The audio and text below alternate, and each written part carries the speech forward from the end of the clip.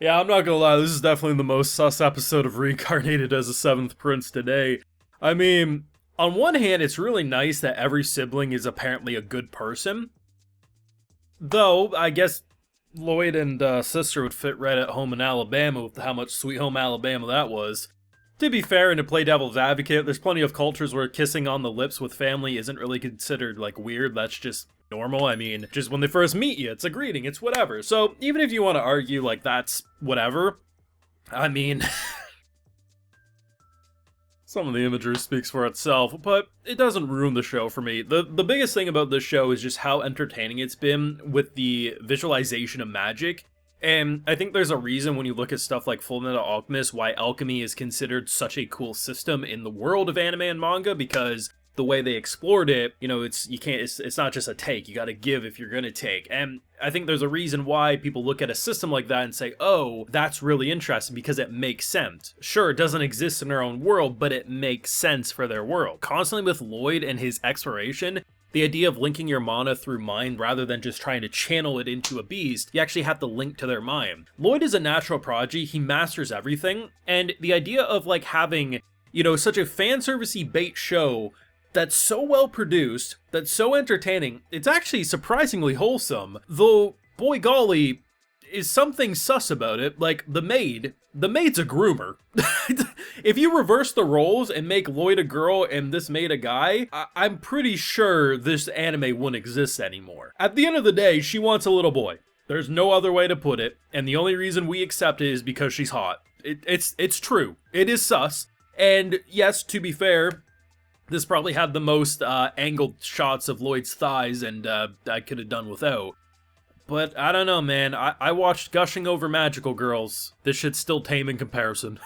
Full live reactions over on Patreon. If you want some full link of thought to this or any of these episodes of Reincarnated as the Seventh Prince, it's gonna be over there if you're interested. So, we get introduced to two new siblings. We have the princess, who's a few years older than Lloyd, and we also get introduced to another brother. The brother is probably my favorite of the siblings we've seen. Now, Albert's a really good bro. Like, he's everything you want as your big bro, and seemingly would be an amazing king. It's no wonder he has a lot of support for the throne. Though his brother is a blacksmith, and initially I was like, okay, here's the hardened character, you know, someone's gonna give us some shit. But no, man, like, the bonding of them making a sword, and how quickly he's like, I'm gonna whip my bro into shape. He's acting all high and mighty, and he's like, oh, wait a second.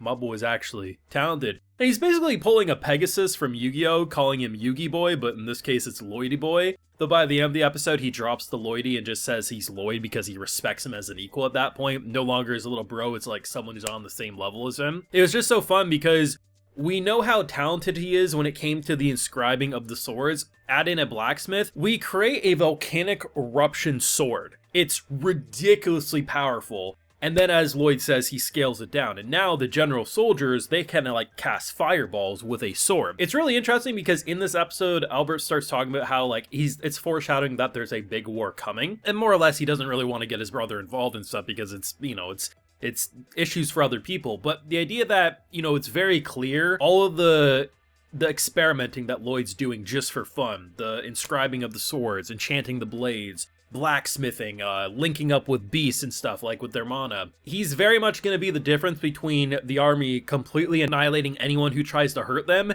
and them suffering a lot of casualties. And it's really nice to see what they're doing with the family because it's not often in these types of stories, whether it's a straight up reincarnation story like this, whether it's a fantasy isekai, there's usually a scumbag in the family. But the dad, the sister, the brothers, everyone is wholesome. And I actually appreciate that because we get to just see a pretty fun story. The sister is basically a Disney princess. She is a master of controlling beasts. And our whole point of visiting with her was that they're trying to, you know, we got our big fluffer over here who we're trying to make him do more complex orders. In most circumstances, someone who just naturally knows how to do something and saying, I just feel it, would be like, oh, thanks for the help, you're useless. Lloyd, being a natural-born prodigy, as soon as you show him a way of thinking about something that he didn't, because it kind of felt like the way he does mana is it's almost like you're pushing your mana, not linking it through your minds, he's like, oh, that makes sense, and he's a master of it. You know, people like to say, well, what's the point of following an OP character? But it's like, a show like this isn't about worrying if Lloyd's gonna survive, or how, it's like, it's a slice of life of a kid exploring magic, mastering said magic, and the family dynamics that come with the political tensions that might get thrown there. And that is just so fun. The art style is, in my opinion, the most like sharp of the season. It is consistently well produced. The use of magic and how they animate it, the shifts in art direction, it just feels like one of the most refined shows I've seen so far this year. It is insanely well done, and it better get multiple seasons, because at least with this team, I do not want a situation where we switch teams and it gets a downgrade, because this has to be one of the best cases of, and I've seen some panels of how magic is used in the source. I am impressed by how perfect it is done in the anime in comparison. It's so fun. And I honestly don't disagree with sometimes Lloyd being sus in terms of how they angle things. Yes, it is absolutely true that the reason why he was designed this way was to pander to fetishes. There's no arguing that. However, it's also true in the same sentence that most young boys and girls wear that type of outfits. It's true. Like, maybe not completely to the same degree, but yeah, like as a little kid, I used to wear short shorts because I was a kid. I didn't think of anything and whatever.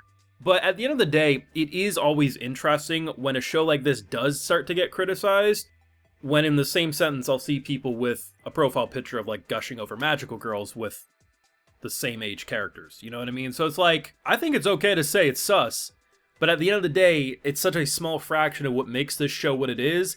And if you've watched more than a dozen anime, you kind of expect that, yeah, sometimes you're going to have some sus shit in your shows. So I'm just kind of used to it at this point. Though, you know, am I complaining when busty maids are popping out of their tops? Absolutely not. Maybe if the only sus things were of Lloyd and his thigh shots, I'd probably be more up in arms, but they're constantly showing me big titty beauties, and that's the main thing I come out. The reason I'm bringing it more up this episode is because it felt more focused than it had over the past few weeks, but still, the entertainment value was next level. It was a little Sweet Home Alabama, but you know what?